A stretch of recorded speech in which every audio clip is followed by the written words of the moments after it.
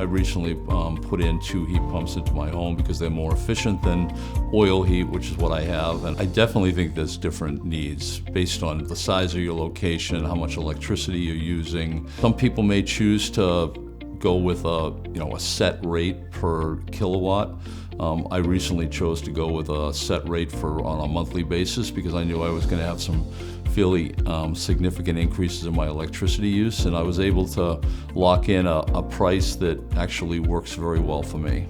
The current plan that I am on is an all-you-can-eat plan, and therefore, I can charge my EV whenever I want. I can turn on my, air conditioning whenever I want, and I don't really have to worry about my bill skyrocketing. Looking at the mix of the best rate with the best product features. One of the things that would be very helpful is if we had the ability to do lower pricing at night, off-peak pricing.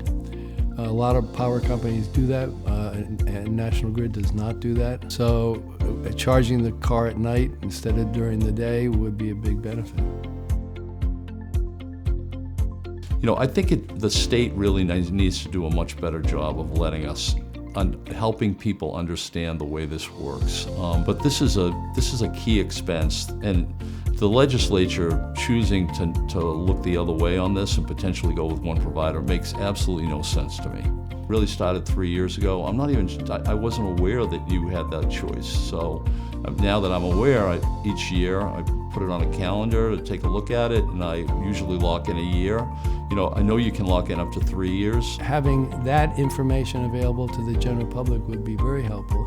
The electric utility actually communicates via email that, hey, heads up, the rates are going to go up, over 50% this winter. I don't think they tell you hey, here are some competitive options. They just kind of give you a heads up that it's going up. And then it's up to you essentially to kind of investigate the options available. All the suppliers that offer service in Massachusetts are listed, the prices and terms and conditions of the contract, and it's quite readable. There was quite a lot to read in terms of the terms and conditions, but it was clear. But removing choice is just the wrong direction in which the economy in general is moving, and utilities in particular. There may be some confusion on the part of legislators about how things are working, or they may be focusing exclusively on price and not any other considerations.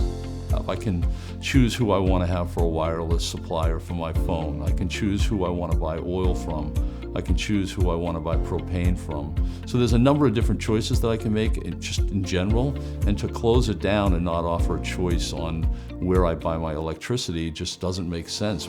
I'm not going to be very happy if I can't choose what kind of power I want to buy and how much I want to pay for it. I would say they need to talk to some of their constituents who actually use that, and that they need to understand that it's actually a really valuable tool that can save money in an environment where everybody's going through this inflationary period, which is hurting everybody's pocketbook.